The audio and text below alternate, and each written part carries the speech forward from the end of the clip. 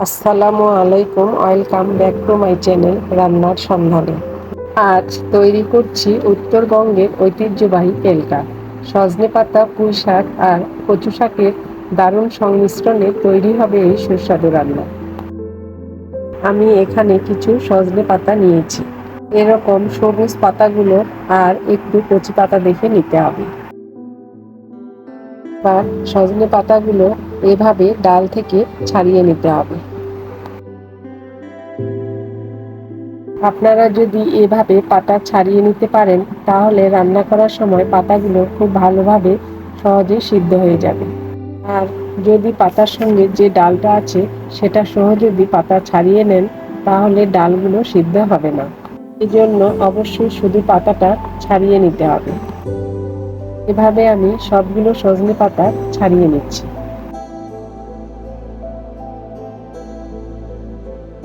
আমার সবগুলো সজনে পাতা ছাড়িয়ে নেওয়া হয়ে গেল। এখন সজনে পাতাগুলো এক সাইডে রেখে দিচ্ছি। আর সাথে লাগছে পুঁই শাক। এখানে শুধু পুঁই শাকের পাতাটাই নিতে হবে। আরও তার সাথে লাগছে কচু শাক। কচু শাকের শুধু পাতাগুলোই নিতে হবে।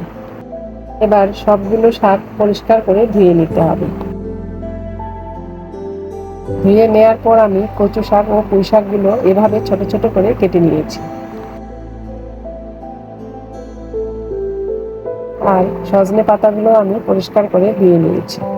কচু শাক ও পুঁই শাক মিলে যে পরিমাণ শাক হবে তার দ্বিগুণ সজনে পাতাটা নিতে হবে, তাহলে পেলকা রান্নাটা ভালো হবে। এবার চলে যাচ্ছি মূল রান্নায়। চুলায় পাত্র বসিয়ে দিয়ে দিচ্ছি 3 কাপ পানি। আপনারা আপনাদের শাকের পরিমাণ অনুযায়ী পানিটা দিয়ে দিবেন। এরপর দিচ্ছি 1 টেবিল চামচ লবণ। আদা বাটা দিয়ে দিচ্ছি 1 টেবিল চামচ। আর দিচ্ছি রসুনের কোয়া। আমি এখানে 2টি রসুনের কোয়া দিয়ে দিলাম। এরপর দিয়ে দিচ্ছি 15 থেকে 20টি কাঁচামরিচ এভাবে ফালি করে নেওয়া। এবার নেড়ে চেড়ে মিশিয়ে নিচ্ছি।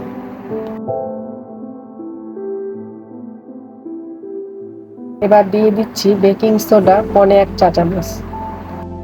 তারপর আবারও নেড়ে চেড়ে মিশিয়ে নিচ্ছি।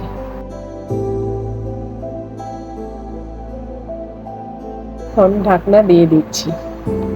কিছুক্ষণ পর ঢাকনা তুলে আবারও একটু নেড়ে চেড়ে দিতে হবে।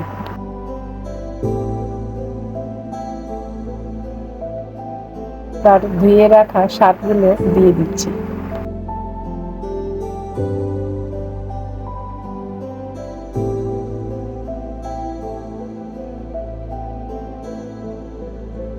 আমার সবগুলো শাক দেওয়া হয়ে গেল।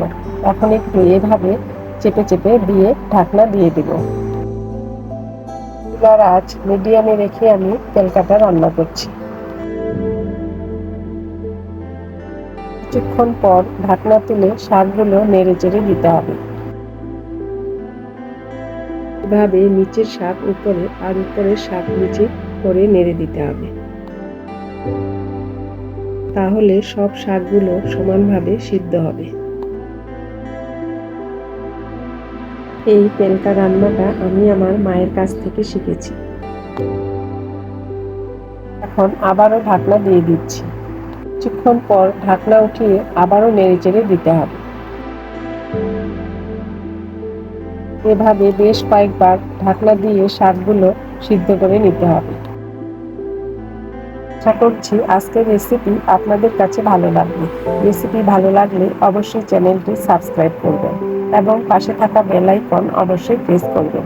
নোটিফিকেশন অবশ্যই অন করে রাখতে হবে, তাহলে ভিডিও ছাড়ার সঙ্গে সঙ্গে নোটিফিকেশন পেয়ে যাবেন।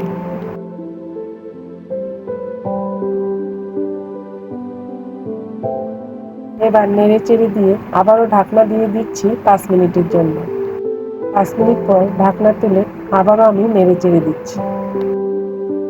আপনারা যারা নতুন রাঁধুনি আছেন তারা পেলকা রান্নাটা এই রেসিপি দেখে শিখে নিতে পারেন।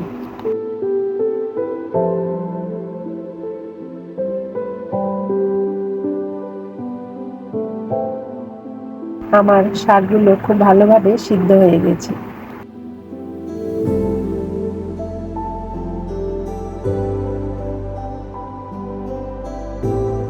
এখন আবারও একটু নেড়ে চেড়ে দিচ্ছি। এবার একটা ডাল ঘুটনি দিয়ে শাকগুলো ঘুটে নিতে হবে। শাকগুলো খুব ভালোভাবে ঘুটে নিতে হবে, যেন কোনো পাতা না থাকে। দেখেন কত সুন্দর কালার এসেছে, আর দেখতেও লোভনীয় হয়েছে। এভাবে আপনারা একবার বাড়িতে রান্না করে দেখুন। আমি তেলকার ঘনত্বটা এরকম থাকতেই নামিয়ে ফেলব। তৈরি হয়ে গেল আমাদের উত্তরবঙ্গের ঐতিহ্যবাহী তেলকা। আমার তেলকা রান্না হয়ে গেল, এখন চুলাটা অফ করে দেব।